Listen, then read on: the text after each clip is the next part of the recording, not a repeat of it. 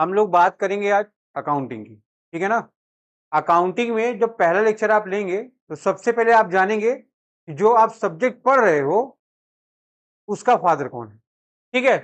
तो सबसे पहले आप यहां बात करोगे फादर ऑफ अकाउंटेंसी, ठीक है, या फादर ऑफ अकाउंटिंग की आप बात करोगे, ठीक। तो देखोगे यहां पर फादर ऑफ अकाउंटेंसी आपका कौन है, ठीक है। तो यहां पर ल्यूका पैसिओली कौन है, फादर ऑफ अकाउंटेंसी, ठीक है। इनकी एक बुक थी, बुक का क्या नाम था, डी कंप्यूटिसेड स्क्रप्चरिस, ठीक है ना। एक्चुअल में ये जो बुक था ये किसका बुक था, लेकिन इसके कुछ पार्ट में क्या मिल गया हमको, अकाउंटेंसी या अकाउंटिंग। तो हम लोग मानते हैं कि अकाउंटिंग की जो स्टार्टिंग है वो कहां से है,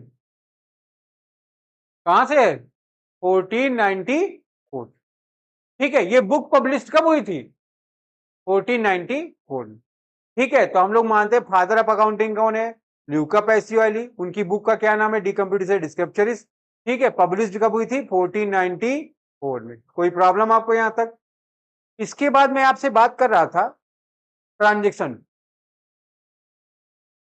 ठीक है ना। बताइए ट्रांजेक्शन क्या होता है। हाँ, देखोगे ये मिस्टर ए है। मिस्टर ए कौन है, सेलर। सेलर ये कब हो सकते हैं, जब इनके पास क्या होगा, राइट्स होगा। किसका राइट्स होगा, गुड्स का। क्या होगी, गुड्स की ओनरशिप होगी, गुड्स के क्या होंगे, पोजीशन में। बातें समझ में आ रही कि नहीं आ रही, ठीक है। इन्होंने क्या किया, इस गुड्स को बेचा, ₹5000 का। किसको बेचा, बायर को। बायर कौन है, मिस्टर बी, ठीक है। ध्यान रखो जब इन्होंने सेल किया होगा तो उसके पास क्या ट्रांसफर हुआ, क्या ट्रांसफर हुआ उसके पास, पोजीशन। और क्या ट्रांसफर हुआ, ओनरशिप। बात समझ में आ रही कि नहीं। तो बदले में इसने क्या ट्रांसफर किया, ₹5000, क्योंकि गुड्स की प्राइस क्या है, 5000, ठीक है। तो देखोगे जो आपका डिफिनीशन बनता है या मीनिंग बनती है, ट्रांजेक्शन क्या है, monetary two way procedure. Monetary means जो किससे रिलेटेड है, मनी से। टू वे प्रोसेस का मतलब इसमें दो लोग होते हैं, एक आदमी बेचता है, दूसरा आदमी क्या करता है, इसको खरीदता है। बातें समझ में आ रही है आपके। इन विच एटलीस्ट टू और मोर पार्टीज इन्वॉल्व, जिसमें कितनी पार्टियां इन्वॉल्व हैं, टू या उससे, दो या दो से अधिक पार्टियों का इन्वॉल्वमेंट इसमें है, ठीक है। देखोगे दो पार्टी कौन सी है, एक सेलर, दूसरी कौन सी है, बायर। वेयर, जहां पर आप क्या ट्रांसफर करते हो, गुड्स एंड सर्विसेज, और बोथ आर ट्रांसफर और एक्सचेंज। जहां पर आप क्या ट्रांसफर कर रहे हो, या तो गुड्स या तो सर्विसेज, या तो आप क्या ट्रांसफर कर रहे हो, दोनों ट्रांसफर कर रहे हो, ठीक है। तो यहीं पर मैंने आपको डिस्क्राइब किया था गुड्स का मतलब क्या होता है और सर्विस का मतलब क्या होता है, बताइए आप। What is mean bye goods and services, बताएं भाई देव जी।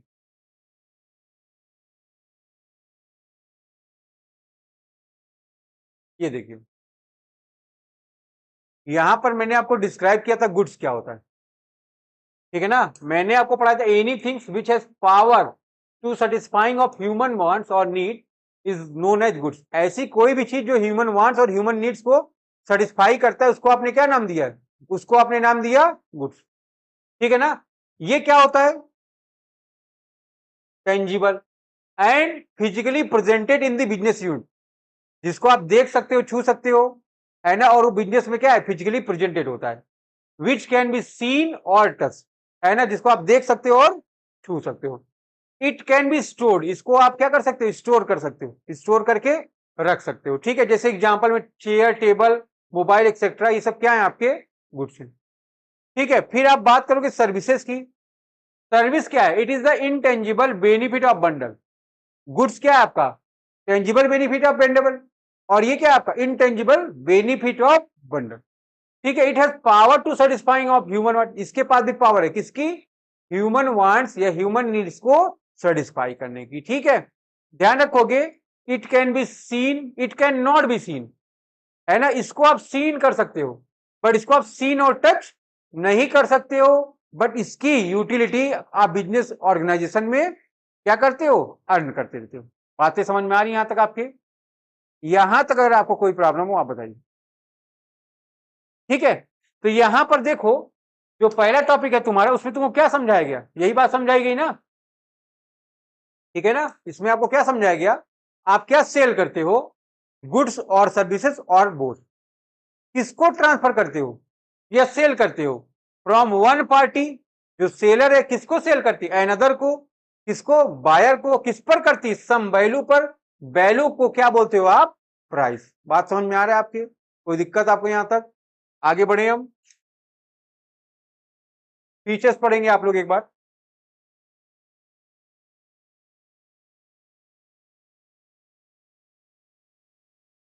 क्या है फीचर्स में,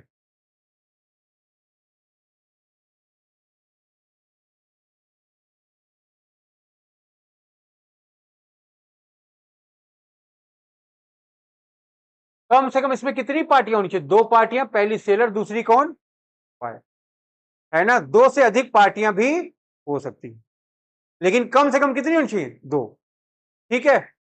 देयर मस्ट बी गुड्स और सर्विसेज और बोथ, आप बेचोगे क्या यहां पर, या तो गुड्स बेचेंगे या सर्विसेज बेचेंगे या दोनों बेचेंगे, ठीक है ना। तो बेचने के लिए क्या होनी चाहिए आपके पास, या तो गुड्स हो या सर्विसेज हो या दोनों। फिर देयर मस्ट बी ट्रांसफर और एक्सचेंज, मैंने आपको बोला बेटा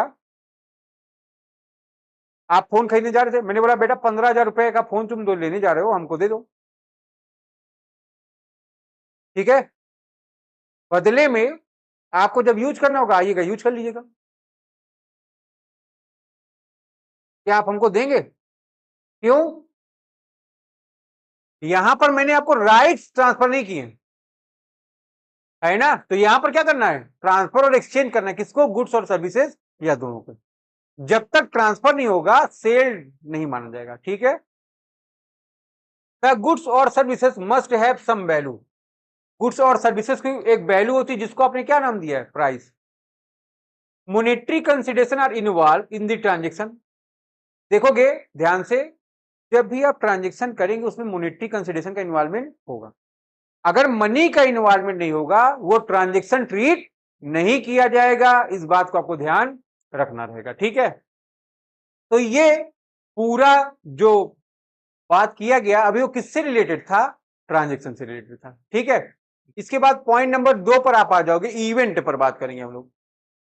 event is the result of the transaction, transaction का जो रिजल्ट होता है वो क्या होता है, प्रॉफिट या लॉस होता है, यही क्या होगा आपका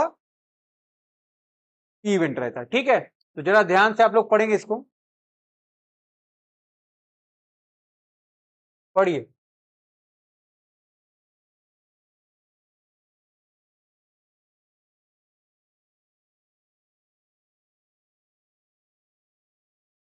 देखो अगर कोई बिजनेसमैन है तो बिजनेस क्यों करता है, प्रॉफिट के लिए।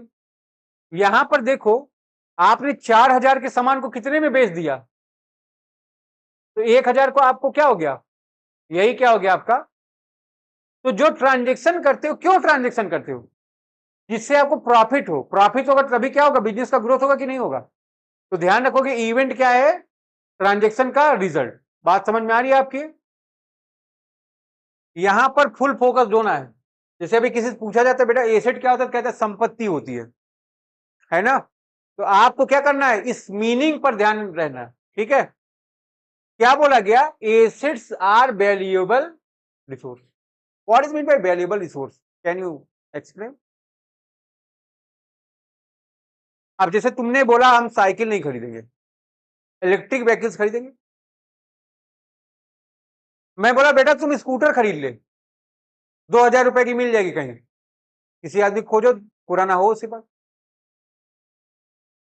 तो तुम क्या उसको चला पाओगे, नहीं चला पाओगे ना, क्योंकि वो मॉडल क्या हो गया, आउटडेटेड हो गया। अगर मैं आपको बोलूं पुराना वाला कंप्यूटर मैं आपको बेच रहा हूं, आप खरीदोगे, क्यों, प्रोसेसिंग स्लो है, मेमोरी कम है ना, महंगा है, ठीक है, और बिजली ज्यादा खाता है, बड़ा भी है, जगह ज्यादा लेता है, तो वो क्या हो गया आपका, आउटडेट हो गया। आपको क्या चाहिए, अपडेट मॉडल चाहिए कि नहीं चाहिए, तो आपको ध्यान रखना है एसेट्स वही जो वैल्यूएबल रिसोर्स है। अब इलेक्ट्रिक की ओला स्कूटी हो गई, स्कूटी हो गई आपकी पेट्रोल की, क्या है वो वैल्यूएबल है कि नहीं, क्योंकि करंट टाइम में इसकी कोई ना कोई वैल्यू है। बात समझ में आ रहा है आपके? Which is control and manage by business owner, जिसका कंट्रोल और मैनेजमेंट कौन करता है? उस बिजनेस का मालिक करता है। हमारी चीजों को अगर आप नुकसान पहुंचाओगे तो क्या होगा? हम आपसे अमाउंट उसका रिकवर करेंगे, है ना? ऐसा रिकवर क्यों करेंगे? क्योंकि आप क्या कर रहे हो? हमारे एसेट्स को हार्म कर रहे हो, ठीक है, नुकसान पहुंचा रहे हो, ठीक। फिर which has a specified economic life cycle, जिसका क्या है? एक इकोनॉमिक लाइफ साइकिल है, सर्टेन इकोनॉमिक लाइफ साइकिल। जैसे ह्यूमन बीइंग है, भगवान ने बोला तुम 100 ईयर तक जी लो।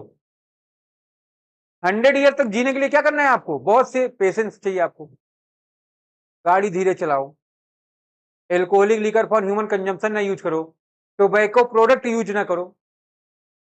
अब इसको बोला मैं तो 100 साल जीऊंगा, धड़ शराब सिगरेट सुट्टेबाजी कर रहा है, तो क्या होगा? लाइफ तो कम होगी ना। तो इसको आपको ध्यान रखना है, ठीक है। एसेट्स की 3 ये खास बात है, वैल्यूएबल रिसोर्स हो, कंट्रोल मैनेज कौन कर रहा हो? बिजनेस को ओनर कर रहा हो, और क्या हो इसकी? एक स्पेसिफाइड इकोनॉमिक लाइफ साइकिल हो, which is helpful in the running and operation और मैनेजमेंट ऑफ द बिजनेस। जो क्या करता है? बिजनेस को रन करने में, रन में क्या होगा? आप या तो मैन्युफैक्चर करोगे या क्या करोगे? आप प्रोडक्शन करोगे। रन एंड ऑपरेट में यही तो आएगा। तो ध्यान रखोगे मैन्युफैक्चरिंग का मतलब क्या होता है? कोई बताएगा? What is mean bye manufacturing? बताइए भाई, आप पढ़े थे ना कायदे से? हाँ, उत्पाद करना, प्रोडक्शन ऑफ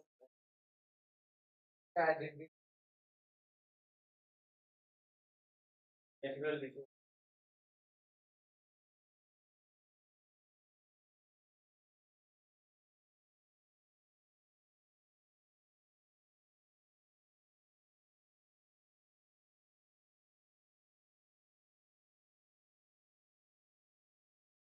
समझ में आया देव? क्या कहता है? ये रॉ मटेरियल पर प्रोसेस करें आप, प्रोसेसिंग जब करें आप, तो क्या हो गया? New product. क्योंकि इसने क्या कर दिया? Lose his identity and generating, अपनी आइडेंटिटी को लूज करके नए प्रोडक्ट को जनरेट कर रहा है, ठीक है ना? जिसका नेचर क्या है? डिफरेंट है। तो क्या कहोगे आप इसको? मैन्युफैक्चरिंग कहोगे। आटे से आप क्या बनाते हो? रोटी। तो उसकी आइडेंटिटी चेंज होती कि नहीं होती है? आटे से आप क्या बना लेते हो? पराठे, पूड़ियां, क्या है वो आपकी मैन्युफैक्चरिंग। मैदे से आप क्या बना लेते हो? बहुत चीज बनाते हो, बिस्किट बनाते हो, है ना, पिज्जे का बेस बना रहे हो, तो ये सब क्या है? आपके मैन्युफैक्चरिंग। यहीं पर आप देखो कि प्रोडक्शन क्या होता है, जब रॉ मटेरियल पर प्रोसेसिंग हो रही है, ठीक है, but does not lose his identity, ठीक है ना? क्या बोलोगे आप इसको? जनरेट करता है सेम नेचर के प्रोडक्ट। क्या है ये? आपका प्रोडक्शन है। गेहूं के बीज से गेहूं का निकलेगा, चावल के बीज से चावल निकालना क्या है? प्रोडक्शन है। बट अंडे से मुर्गा प्रोडक्शन है ना? तो ध्यान रखोगे ये सब क्या आपका प्रोडक्शन है। प्रोडक्शन में सिमिलर नेचर के गुड्स या सर्विस आते हैं, पर मैन्युफैक्चरिंग में उसकी आइडेंटिटी चेंज हो जाती है। बात आपकी समझ में आ रही है? कोई प्रॉब्लम यहां तक?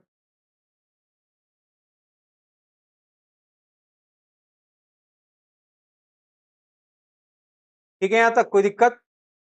फिर लास्ट लाइन क्या है? It is not resaleable in the business, जिसको आप बिजनेस में रीसेल नहीं करते हो। बात आपके समझ में आएगी यहां तक? तो वही आपका एसेट है। 5 बातें हैं। पहली, वेरिएबल रिसोर्स, कंट्रोल मैनेज कौन करता है? ओनर करता है। स्पेसिफाइड इकोनॉमिक लाइफ साइकिल है, जिसको यूज करते हो रनिंग, ऑपरेशन एंड मैनेजमेंट में। और 5वां क्या है? जिसको बिजनेस में आप यूज करते हो, सेल नहीं करते। ठीक है, यहां तक अगर कोई प्रॉब्लम हो आप बताओ। यहां पर आप बात करेंगे टाइप्स ऑफ एसेट्स की, है ना? देखो, there are many types of assets या different types of asset. Asset कई तरह की, पर जब भी आप बात करोगे mainly there are 2 types of assets. Number 1 non current और fixed assets, and number 2 current assets. अब आप हमको ये बताओ, नॉन करेंट एसेट्स क्या होती है? बताओ। The asset which is helpful in the operation, business का ऑपरेशन में क्या है? मैन्युफैक्चरिंग या प्रोडक्शन और सर्विस ऑफ द बिजनेस। ऐसी एसेट जो बिजनेस को रन, ऑपरेट और मैनेज करने में या सर्विस प्रोवाइड करने में आपकी हेल्प करता है, वो क्या है? आपका फिक्स्ड एसेट्स है। It is not movable from one place to another. आप हमारे डेस्क बेंच पर बैठे, मूवेबल है ये? ड्यूरिंग द बिजनेस मूवेबल नहीं रहेगा ना, ये ध्यान रखना इसको। और देखिए current asset, the asset which is converted into cash with in one operating cycle, मतलब 12 महीने में, is known as current asset. One operating cycle कब से स्टार्ट होता है और खत्म कब होता है? ऑपरेटिंग साइकिल मतलब आप जानते हो। कोई दिक्कत आपको यहां तक? आ जाइए फिर, इसको एक बार पहले आप आराम से पढ़ लो।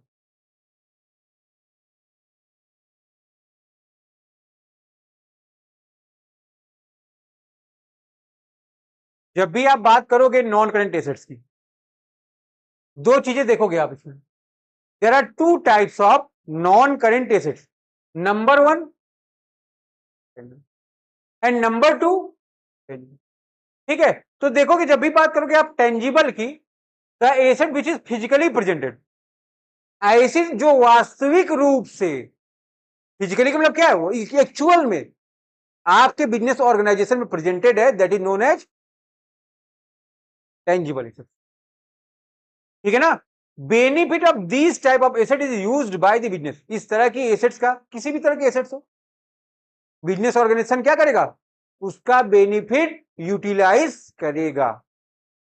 इट कैन बी सीन और टच, इसको आप देख सकते हो और छू सकते हो। ठीक है ना? ध्यान रखोगे बाय दी पर्सन, कौन छू सकता है, देख सकता है? हम लोग। ठीक है, कोई प्रॉब्लम यहां तक आपको? फिर इनटेंजिबल, अच्छा एक चीज ध्यान रखना, यहां से आपका इंफ्यूज आ जाता है। टेंजिबल एसेट्स पर आप क्या चार्ज करते हैं, इनटेंजिबल पर क्या चार्ज करते हो आप? अमोर्टाइजेशन और एक्सपेंस की ये बात करेगा। ठीक है, तो देखोगे the asset which is not physically presented, ऐसे एसेट जो फिजिकली प्रेजेंटेड नहीं है, बट अगर ध्यान दो एक्चुअल में तो ये होती भी है, बट दिखती नहीं है। ठीक है, in the business organisation, but benefit of this type of assets is used by business. इस तरह की एसेट्स का बेनिफिट ऑर्गेनाइजेशन यूज करता है। It can not be scene और टच, इस तरह की एसेट्स को आप सीन और टच नहीं कर सकते हो। ठीक है, ये आपकी एग्जांपल है। ठीक है, ध्यान दोगे आप, टेंजिबल का एग्जांपल क्या है? प्लांट एंड मशीनरी, है ना, furniture and fitting, land and building, lease hold premises, live stock, ये सब क्या है आपके टेंजिबल एसेट्स है।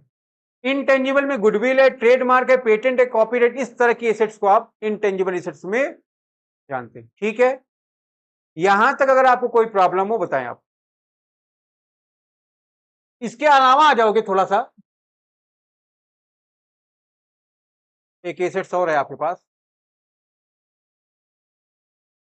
ये टाइम टेबल है आपका।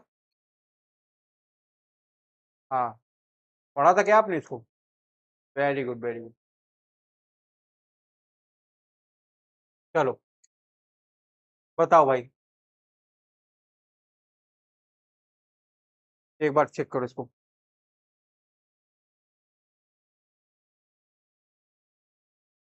क्या लिखा है?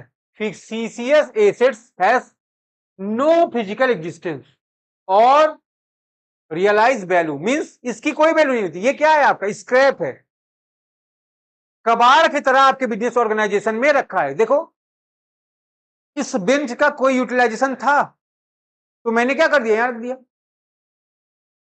क्यों? हम इस पर अपनी चीजों को रख भी लेते हैं और हमारा क्लास में मेंटेन भी है, बट अगर आप एक्चुअल में देखो इसका कोई यूज है, दैट इज, यही क्या है हमारी। ठीक है ना, तो जिसकी कोई वैल्यू नहीं होती वही क्या है, but the entity show them as a cash expenditure in the books of account. ठीक है ना, ध्यान रखोगे। लेकिन इसको एंटिटी क्या करती है? Entity means business organisation show करता है।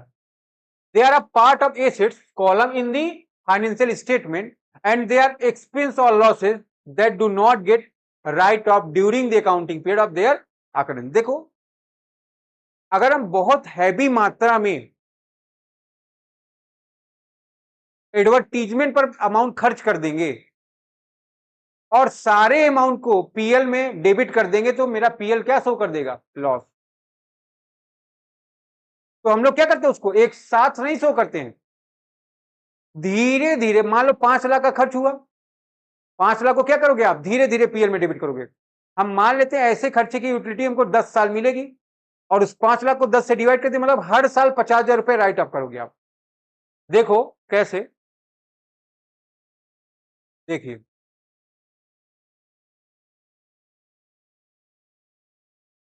इसके एग्जाम्पल पीएल का डेबिट बैलेंस, इसको आप लॉस भी बोलते हो, ठीक है ना। Advertisement suspense account, preliminary expense, ठीक है, expense on issue of share and debenture, ठीक है।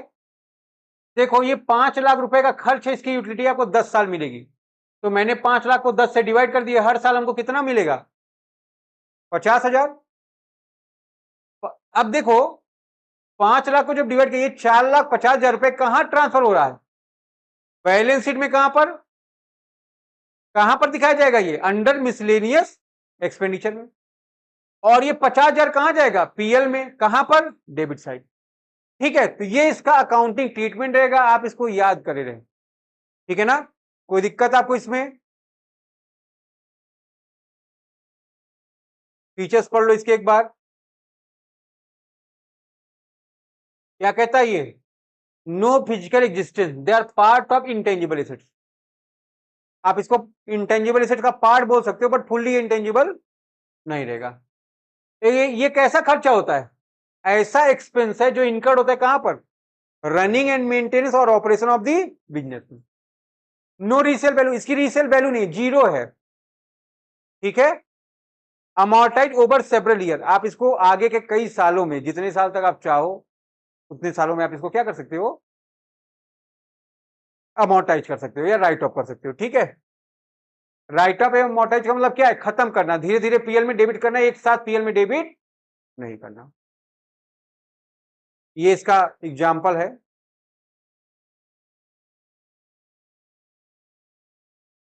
पढ़ लेंगे आप, promotional expense, preliminary expense, discount on issue of share and debentures, loss on issue of debenture, advertisement suspense account, ये सब है आप।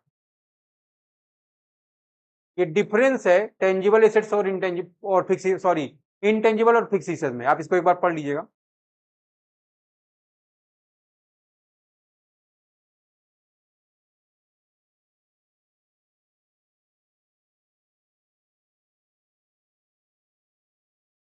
इंटेंजिबल का do not have a physical existence, but they still add value by generating revenue for the business. लेकिन आप इसको balance sheet में asset side show करते हो, इसको आप रीसेल कर सकते हो, ये क्या है, वैल्यूएबल एसेट्स है। बट फिक्स्ड एसेट्स क्या है, do not have a physical existence और any resale value, but they report on cash expenditure in the books of account. इसको भी आप बुक्स ऑफ अकाउंट में शो करते हो, बट इसकी कोई रीसेल वैल्यू नहीं, एक्चुअल वैल्यू भी इसकी जीरो हो जाती है लगभग, ठीक है। इसके रीसेल वैल्यू है, इसके रीसेल वैल्यू नहीं है, इसका स्कोप बड़ा है, इसका स्कोप क्या है आपका, छोटा है। इसके example trademark, patent, copyright, goodwill etcetera. इसमें promotional expense, preliminary expense, discount on issue of share and debenture, PL का डेबिट बैलेंस, ये सारे, ठीक है।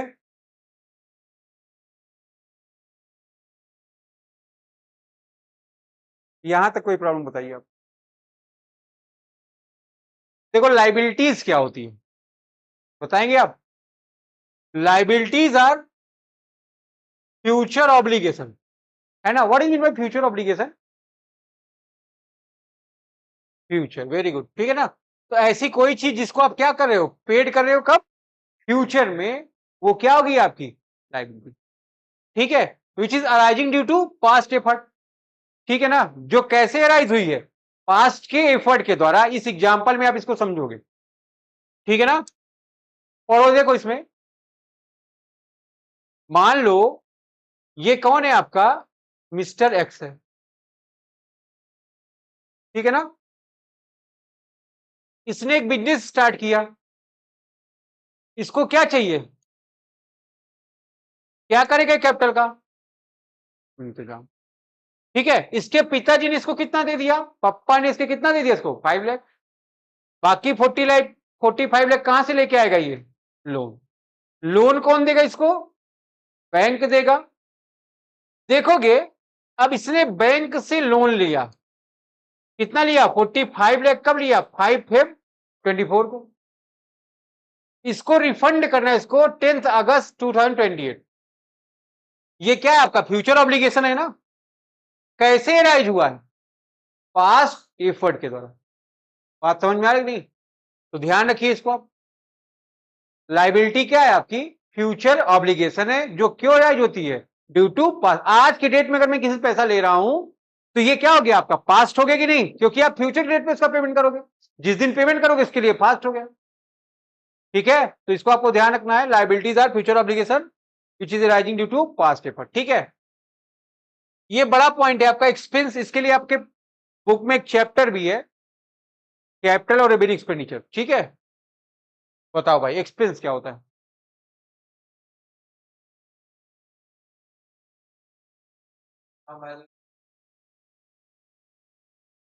यहां देखिए, any amount which is incurred, कोई भी अमाउंट जो कहां पर लग रहा है, on the running and operation and management of the business is called as expense.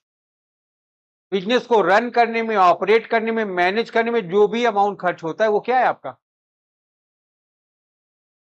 ठीक है, देखेंगे बिजनेस के ऑपरेशन के एक्सपेंस हैं दो, कौन कौन से, एक है नॉन रेकरिंग नेचर का, एक है रेकरिंग नेचर का। नॉन रेकरिंग नेचर वाले को आपने क्या नाम दिया, और रेकरिंग वाले को आपने क्या नाम दिया, कोई दिक्कत। ठीक है, देखोगे यहां पर एक्सपेंस का नेचर क्या है, रेकरिंग। रेकरिंग को क्या बोलते हैं आप, बार बार। ठीक है, इसी को हमने क्या नाम दे दिया, रेवेन्यू। ठीक है, एक्सपेंस का नेचर क्या है, नॉन रेकरिंग, इसी को हमने क्या नाम दे दिया, कैपिटल। क्लियर है ये सब आपको। आप कैसे पहचानोगे जरा यहां देखो, देखिए कैपिटल एक्सपेंस में देखो यूजफुलनेस क्या है आपका, मोर देन। ठीक है ना, देखो जब भी आप कैपिटल एक्सपेंस करते हो, आप एक्वायर्ड करते हो, acquisition of any permanent asset. Acquisition को क्या बोलते हैं, आप परचेज करते हो। आप स्कूटी खरीदे हो क्या, रोज खरीदते हो क्या, बाइक आप रोज खरीदते हो, फोन आप रोज खरीदते हैं, लैपटॉप रोज खरीदते हैं, ये सब क्या है आपके कैपिटल नेचर के एक्सपेंस है आपके बिजनेस के लिए। हमारा बिजनेस कोचिंग का है, डेस्क बेंच क्या रोज लगवाता हूं, एक बार। ठीक है, तो ध्यान रखिए इसको। नेचर ऑफ एक्सपेंस क्या है आपका, नॉन रेकरिंग मींस एक बार होना है, जो कि बार बार नहीं होगा। ठीक है, कहां शो करते हैं इसको आप, एग्जाम्पल क्या है इसका, purchase of land building, purchase of या एसेट्स, अगर आप कोई भी परचेज कर रहे हो, एक्वायर कर रहे हो, तो वो क्या है आपका कैपिटल एक्सपेंस। ठीक है, तो चार बातें आप याद रखोगे। यूटिलिटी या यूजफुलनेस क्या है आपका, मोर देन 1 ईयर। जैसे आप कैपिटल एक्सपेंस करते हो, एक्वायर करते हो कोई ना कोई परमानेंट एसेट्स, आंसर क्या है आपका हाँ। नेचर ऑफ एक्सपेंस क्या है आपका, नॉन रेकरिंग, कहां से होता है, बैलेंस। कोई दिक्कत, आगे देखो।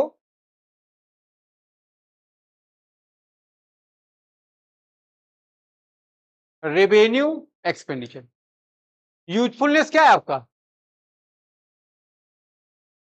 विथ इन 1 ईयर, एक साल के अंदर। एक साल का मतलब क्या है, 1 ऑपरेटिंग साइकिल की ये बात करेगा। हेल्प करता है बिजनेस को रन करने में, ऑपरेट करने में और मैनेज करने में। ठीक है, नेचर क्या है इसका, रेकरिंग, बार बार होगा। ये कहां शो करते हो, या ट्रेडिंग में या पीएल अकाउंट में शो करोगे। खर्चे एक्सपेंस हमेशा क्या होता है, डेबिट होते हैं, डेबिट साइड आप इसको शो करोगे। ठीक है, एग्जांपल है परचेस करे आप रॉ मटेरियल को, वेजेस सैलरी पेड कर रहे हो, क्लीनिंग एक्सपेंस है, ऑडिट की फीस है, एडवर्टीजमेंट के खर्चे, इस तरह के आपके जो बार बार होने वाले खर्चे हैं। पोस्टेज टेलीग्राम हो गया, सैलरी पे कर रहे हो आप। ठीक है, तो ये सब ध्यान रखोगे। थर्ड है, ये दोनों का मिक्सचर है। इसी को जो अभी फिक्सिशियस एसेट क्लास में तुमने पढ़ा ना, यही से बनती है। देखो ऐसा एक्सपेंस जिसका नेचर क्या है, जिसका नेचर क्या है, रेवेन्यू नेचर, मतलब बार बार रेकरिंग नेचर का है। बट यूजफुलनेस क्या है, ठीक है, जैसे heavy advertisement expense, expense on issue of share and debenture, इस तरह के जो खर्चे होते हैं आप उसको क्या बोलोगे, डेफर्ड रेवेन्यू एक्सपेंडिचर, ठीक है, देख लीजिए इसको।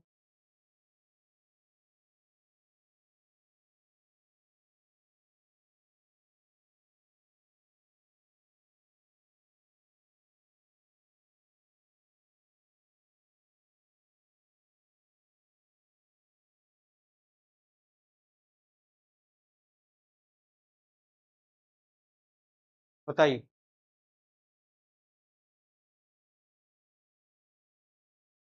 देख रहे हो, 1 अप्रैल 15 है, आपने हैवी एडवर्टीजमेंट एक्सपेंस कर दिया। क्या एक बार करने के बाद बार बार आपको नहीं करना? एडवर्टीजमेंट तो बार बार करना है ना। यूटिलिटी क्या है? मोर देन 1, कोई दिक्कत? इसको आपको ध्यान रखना है, ठीक है। पढ़िए डिस्काउंट। आप डिस्काउंट क्या होता है बताएंगे आप? Any relaxation provided by seller to his buyer for the purpose of, क्यों देता है? इंक्रीजिंग दी सेल्स और टर्नओवर, सेल और टर्नओवर बढ़ाने के लिए आप रिलैक्सेशन दे रहे हो, इज कॉल्ड एट डिस्काउंट, ठीक है। It is provided either in cash और इन काइंड, आप इसको कैश में भी दे सकते हो या किसी रूप में दे सकते हो। भाई रिलैक्सेशन प्रोवाइड करने का मतलब क्या है? कि मेरी सेल बढ़े। देखते हो ना, दीपावली पे डिस्काउंट है ना, ईद पर डिस्काउंट, होली पर डिस्काउंट है ना, मेन एम क्या है? सेल बढ़ाना। आइए आगे देखिए,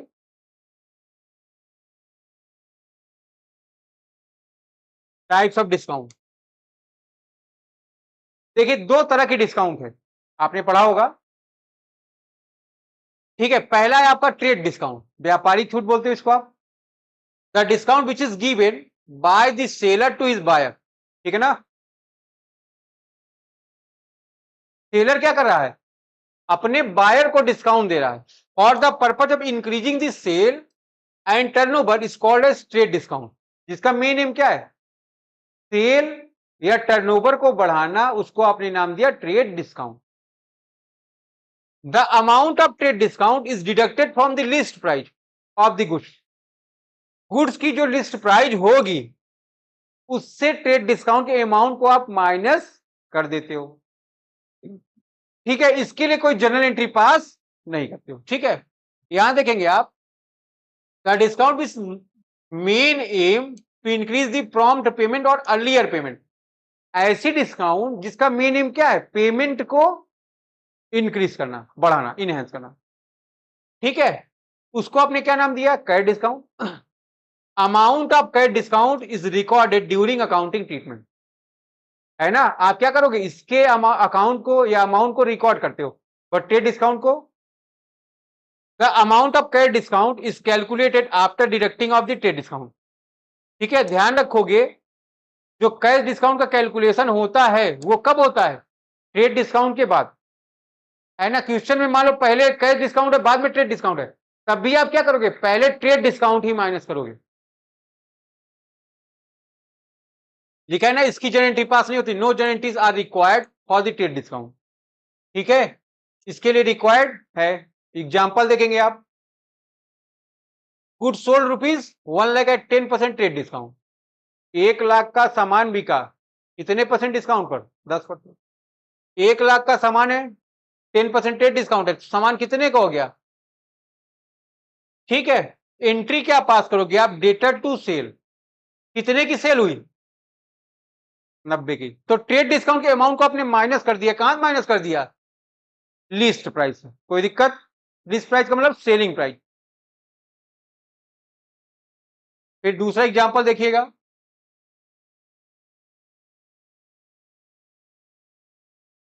good sold ₹1,00,000 at 10% cash discount, list price क्या है? 1,00,000, माइनस कर दियो कैश डिस्काउंट 10,000 का, तो कैश कितने का आ गया? ध्यान रखोगे, यहां कैश कितने का है, डिस्काउंट कितने की है, और सेल कितने का है। तो देखिए, कैश डिस्काउंट में आप अमाउंट को जर्नल कर रहे हो, लेकिन ट्रेड डिस्काउंट जर्नल नहीं कर रहे हो, क्या कर रहे हो? सेल प्राइस से माइनस कर रहे हो। एक नोट पढ़िएगा, आप लिखा है, अगर लिखा है इफ कैश और बैंक इज डेबिटेड, अगर कैश और बैंक क्या डेबिट है तो कैश डिस्काउंट अगर दिए तो ये भी क्या हो जाएगी। फिर बोला है अगर कैश और बैंक क्या है credited then cash discount is also, तो कहने का मतलब अगर कैश और बैंक डेबिट होगा तो कैश डिस्काउंट डेबिट होगा, कैश और बैंक क्रेडिट होगा तो कैश डिस्काउंट क्रेडिट हो जाएगा। बात समझ में आ रही है आपके? पढ़िए।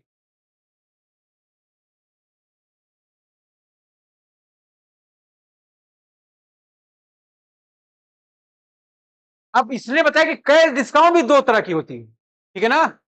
पहले क्या है आपकी डिस्काउंट अलाउड, ये क्या है आपका, क्या होता है ये, अगर कैश रिसीव है क्या है ये, इनकम क्या होती है, दोनों कौन से अकाउंट है, एक्सपेंस और इनकम कौन से अकाउंट है, अभी बता रहे हैं आपको, ठीक है। बता रहे मतलब बताया जाएगा, मतलब मारा नहीं जाएगा। पढ़ो। While passing journal entry for cash discount, following points should be considered. अगर आप कैश डिस्काउंट की एंट्री पास कर रहे हो इन सभी पॉइंट को आपको कंसीडर करना पड़ेगा, ठीक है। पहला क्या लिखा है, अगर कैश और बैंक का जो अकाउंट है वो क्या है, अभी पढ़ा था आपने इसमें, डिस्काउंट को भी आप क्या कर दोगे, if cash and bank account are credited then discount is also clear. लिखा है question are not clearly mention about the transaction either cash और बैंक, अगर तुमको क्वेश्चन में क्लियर ये मेंशन नहीं है कि ट्रांजेक्शन कैश है या क्रेडिट है, ठीक है ना, या बैंक है, लेकिन क्या दिया है कैश डिस्काउंट गिवन है, तो आप ये मानोगे ट्रांजेक्शन किस नेचर का है ना। अगर आपको कैश डिस्काउंट दिया है और ये नहीं पता है ट्रांजेक्शन का नेचर क्या है, कैश है क्रेडिट है, तो आप समझ जाना cash. Cash is also include the bank transaction, cash में ही बैंक ट्रांजेक्शन को इंक्लूड किया गया है, and other ECS electronic clearing system को भी कैश में कंसीडर किया जाता है, ठीक है। कोई दिक्कत आपको यहां तक? यार टर्नओवर बताओ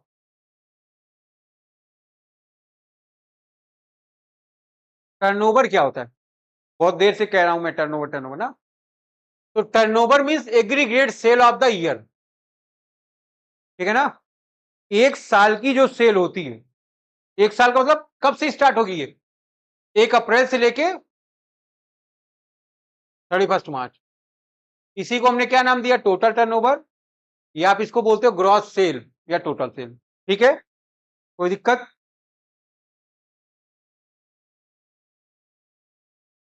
बैंक ओवरड्राफ्ट क्या होता है,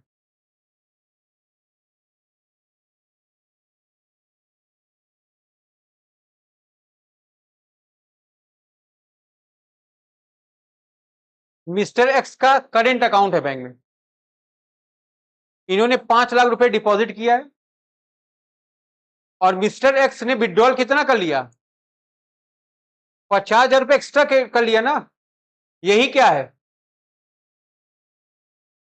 यही क्या है, बैंक ओवरड्राफ्ट की फैसिलिटी है, इस बात को आपको ध्यान रखना है, ठीक है। तो ध्यान रखोगे करंट अकाउंट होल्डर को, जो बिजनेसमैन टाइप के होते हैं उनको ये फैसिलिटी, वो अमाउंट एक्स्ट्रा विड्रॉल कर सकते हैं 72 आवर के लिए, ठीक है ना। तो उसी को आपने क्या बोला है, बैंक ओवरड्राफ्ट, ठीक है। तो ये हमारे कुछ बेसिक टर्म्स हो गए हैं, इसमें अगर आपको कोई समस्या हो आप बताइए।